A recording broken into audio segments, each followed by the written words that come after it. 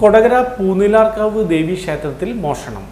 കഴിഞ്ഞ രാത്രി ക്ഷേത്രത്തിനുള്ളിൽ കയറിയ മോഷ്ടാക്കൾ കലവറയിൽ സൂക്ഷിച്ചിരുന്ന സ്വർണം പൂശിയ കോലം കവർന്നു.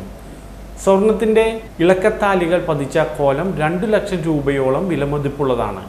പുലർച്ചെ ക്ഷേത്രത്തിലെത്തിയ കഴകക്കാരിയാണ് മോഷണം നടന്നതായി കണ്ടത്.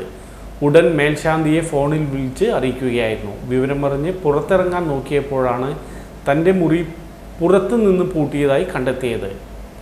ശ്രീകോവിലിൻ്റെയും ഉപദേവത പ്രതിഷ്ഠകളുടെയും വാതിലുകൾ മുഴുവൻ തകർത്ത നിലയിലാണ്. ശ്രീകോവിലിൽ നിന്നും ഒന്നും നഷ്ടപ്പെട്ടിട്ടില്ല. ക്ഷേത്രത്തിനുള്ളിലും പുറത്തുമായുള്ള 6 ഭണ്ഡാരങ്ങളും കുത്തി തുറന്ന് പണം കവർന്നു. നോട്ടുകൾ മാത്രം എടുത്ത് നാണയങ്ങൾ തറയിൽ ഉപേക്ഷിച്ച നിലയിലാണ് കാണപ്പെട്ടത്. കൊടകര പോലീസ് സ്ഥലത്തെത്തി അന്വേഷണം ആരംഭിച്ചു. വിരലടയാള വിദഗ്ധരും ഡോഗ് സ്ക്വാഡും പരിശോധന നടത്തി. ക്ഷേത്രത്തിൻ്റെ തെക്കേ നടയിലുള്ള ഗേറ്റ് തകർത്താണ് മോഷ്ടാക്കൾ അകത്ത് കടന്നത്. CCTVയുടെ DVR മോഷ്ടാക്കൾ കവർന്നതിനാൽ ദൃശ്യങ്ങൾ ലഭ്യമല്ല.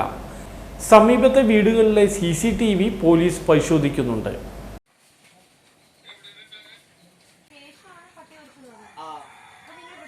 ഞങ്ങളെല്ലാവരും